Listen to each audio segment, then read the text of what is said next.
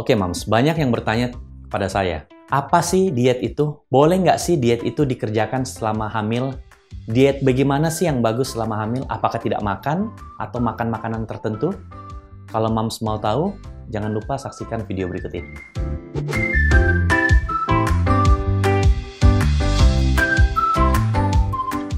Hai Mams, ketemu lagi dengan saya Dr. Dara. Kali ini kita akan berjumpa kembali dan membahas isu-isu seputar kehamilan. Tapi sebelumnya jangan lupa subscribe dan nyalakan dulu loncengnya.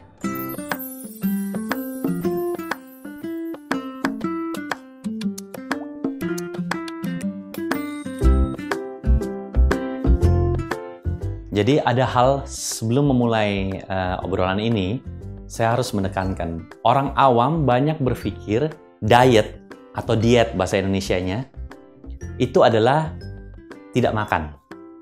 Padahal sebenarnya diet itu adalah pola makan. Ya kan? Apa dietnya? Bagaimana pola makannya? Kurang lebih seperti itu. Nah, untuk orang hamil, apakah boleh diet atau diet? Jawabannya harus.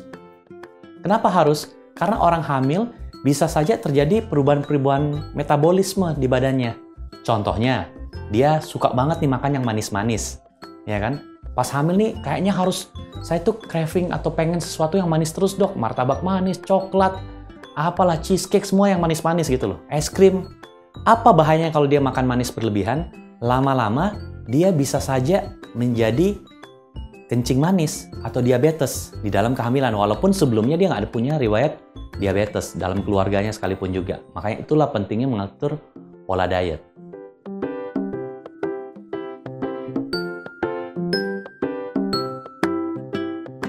Jadi sebenarnya ibu hamil ini kita lihat dulu nih sebelum hamil.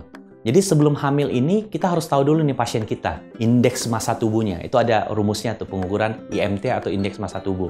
Dia termasuk kurus, normal, atau gemuk.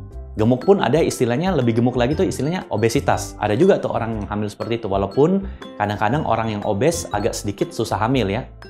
Jadi untuk orang yang, kita bicara orang normal lah ya, orang yang berat badannya kurang lebih normal lah ya, itu biasanya peningkatan berat badannya itu kurang lebih 0,4 kg per minggu atau kurang lebih 1,5 kg per bulan. Jadi kalau dia hamil 10 bulan, dia naiknya kurang lebih sekitar 15 kilo di dalam 10 bulan kehamilan. Kalau dia umumnya orangnya rada berisi nih, rada gemuk istilahnya lah ya, berapa dia boleh naiknya? Kadang-kadang kita mengharapkan cuma sekitar 10-12 kilo. Nah, kalau dia kurus banget gimana ya? Kadang-kadang bisa sampai sekitar 20 kilo. Jadi itu sangat bervariatif.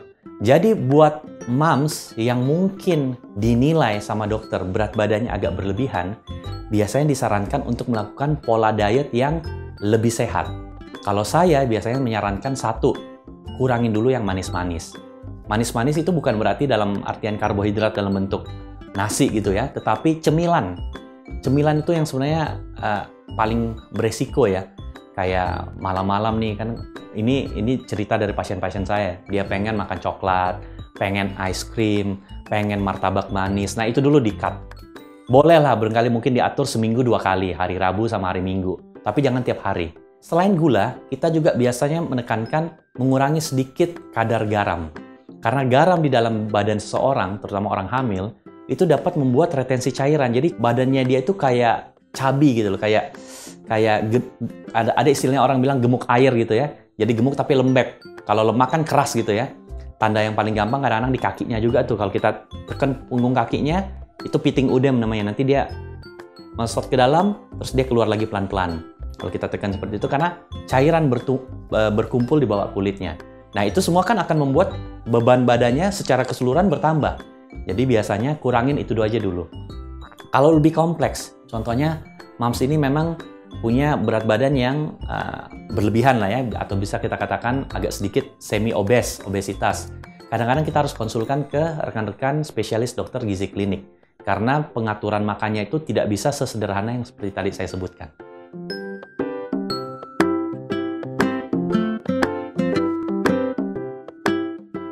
Jadi sebenarnya berbicara pola makan, kadang-kadang kita ngelihat di trimester pertama, kadang-kadang itu ada yang istilahnya mual muntah atau bahkan berlebihan ya, sehingga dikategorikan sebagai hiperemesis gravidarum. mual muntah yang berlebihan pada saat hamil. Nah, istri saya tuh pada kehamilannya seperti itu semua tuh, dan saya rasa mungkin moms di sini ada yang ngalamin hal semacam itu. Nah, kondisi seperti itu kita nggak ngerem-ngerem makan. Pokoknya apa yang moms bisa makan, moms telen. Tentunya yang aman lah ya. Jangan bisa makannya, contohnya saya cuma bisa makannya rujak, ya itu asam, pedas, ya nanti asam lambungnya makin meningkat, ya muntahnya nggak berhenti. Jadi tentunya makan makanan yang aman, jangan yang asam, jangan yang. Tapi saya cuma bisa makan es krim nih dok, saya nggak bisa telan nasi, ya sudah itu dulu lah, daripada dia nggak ada yang bisa ditelan. Setelah dia masuk trimester kedua atau setidaknya setelah 4 bulan, di situ biasanya kalau saya suka menyarankan pasien mulai sedikit menahan dirinya, atau istilahnya diet lah, diet. Jadi dia bilang, dok, saya ini udah enak nih makannya, saya udah bisa makan, tapi kok saya pengennya martabak manis melulu ya dok ya. Ganti-ganti sih, kali ini pandan, besok keju, besok Ovomaltine ya. Intinya martabak manis. Nah itu kita harus kasih nasihat, harus dikurangin. Walaupun pasien merasa, saya kan nggak gemuk dok, saya nggak punya riwayat diabetes dok. Tetap sebaiknya jangan. Karena yang namanya diabetes dalam kehamilan bisa sekonyong-konyong muncul tuh. Jadi lebih baik kita atur. Karena kan saya rasa moms kan pasti pengen tuh kalau hamil, berat badannya nambah, nanti setelah melahirkan, balik normalnya nggak lama kan? Saya rasa semua wanita pengennya seperti itu. Contohnya, salah satu selebriti yang kita mungkin lihat sering di layar televisi ya, dia hamil tapi kok badannya nggak kayak orang hamil ya? Kok tetap langsing, tetap cantik ya? Nah, tidak semua orang bisa seperti itu. Nah, dia beruntung. Nah, bagaimana supaya mirip-mirip seperti itu? Aturlah pola makan. Jangan makan manis berlebihan, jangan makan asin berlebihan. Terutama manis deh. Manis itu paling beresiko ya.